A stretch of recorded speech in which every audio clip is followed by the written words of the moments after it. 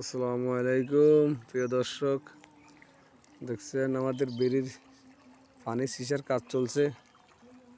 আগামীকাল থেকে পানি অনেকটাই কমছে।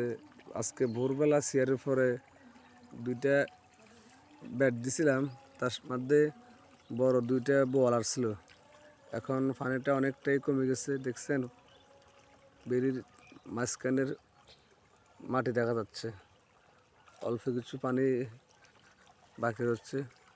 ইনশাল্লাহ রাত্রে মাছ ধরবো আমরা সবাই।